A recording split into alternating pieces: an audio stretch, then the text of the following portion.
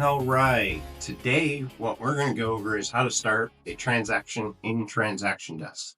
As always, I start my days off in Agent Launchpad, which is on joingenovationsrealty.com right here, and you'll find all these amazing tiles that'll help you through your day. We covered that in a different video, so we're going to get right at it. There's Transaction Desk. It should be hopefully one of your most commonly used because that's where you're going to transact at Genovations Realty. So click on this, get signed in. And once we're in here, over to the left, you will find create a transaction. Click on that. There's a specific way we'd like you to fill this out. It's because I need to be able to search and see, even if multiple people are using a transaction or selling the same home. I need to be able to tell if you're working with the buyer. So you'd use B. For listings, you'd use L. And then you'd put just the street address. And then the last name of your client. Which I'm going to use me. I'll just use Smith.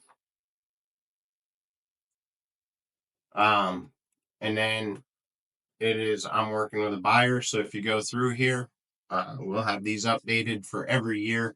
And the templates will be in there with all of the documents you need, but agent representing the buyer. And then you will typically, if you're working with a buyer, you would use RealTrax, which is down here, and then you put in the RealTrax number, or you can actually start from RealTrax. I'll have a different video on that. But today this is gonna be like a for sale by owner. So we'll use CRS for our data, our tax data source. And then I'm gonna click on search, and I'll go to Davidson County and 206 Commerce. I click on that. You can see it's pulled it up. It is my house. Select and create. And when you do this, what you will find is that it'll pull a bunch of the information for you. So now you just want to make sure that you have all the information you need, and the property type is going to be residential. MLS number, we don't have it because it's a for sale by owner. Always when you pull the tax information, pay attention to this instrument number. It almost always pulls in the wrong thing. That would be actually what you would find. It's not even the legal description. So now you can see there's data missing. We don't have a page number, a deed book, an instrument number, a lot number, anything like that. So we're going to go back into Transaction Desk, or Launchpad. We'll go into RealTrax and pull up the tax data over here. I went through this real quick. Again, this is not the video to teach you how to use this. We'll do that with another one. But I'm getting the information I need.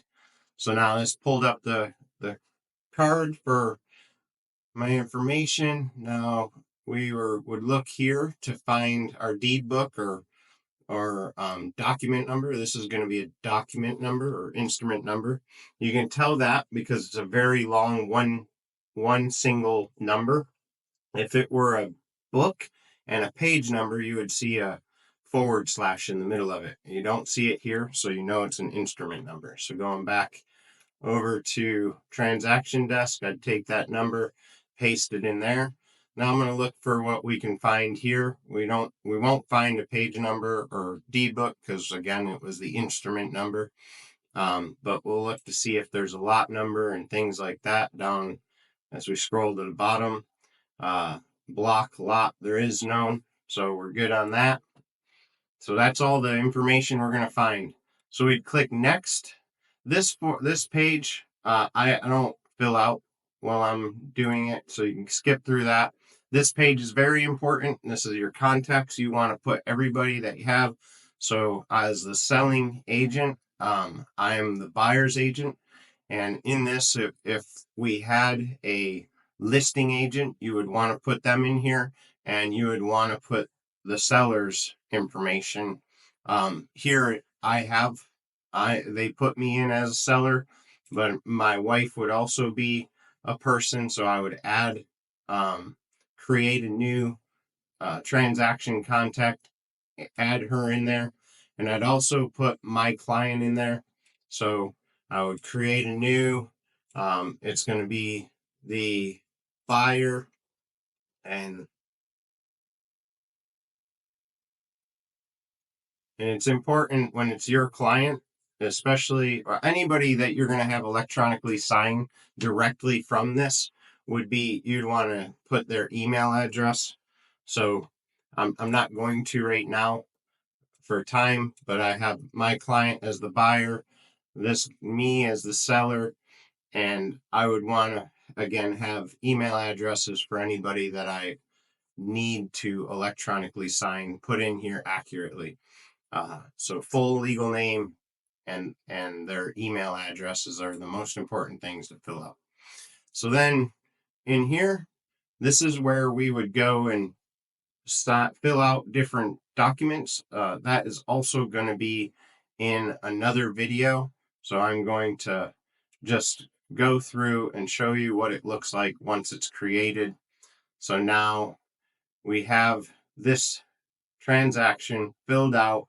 You'd have documents where you'd put any PDFs that you have to add to the transaction for signatures and such. You have your forms, where those are the forms that I saw, and we saw earlier. If you go in here and you click on anything, it'll automatically fill it out. Again, all that information will be in another video. For now, I just wanted to show you how to fill it out. Remember, B for buyer, L for listing. If you have something else, like if it's just a referral that's not with an actual client, you can use R. You can use R for rental. um, just that tells me that it's not a buyer or a listing, and it's some kind of different transaction. But this would be for a buyer, and the transaction would set up and have you fill it out, and we will go through the rest at another time. Hope that was helpful. Give me a call if you have any questions.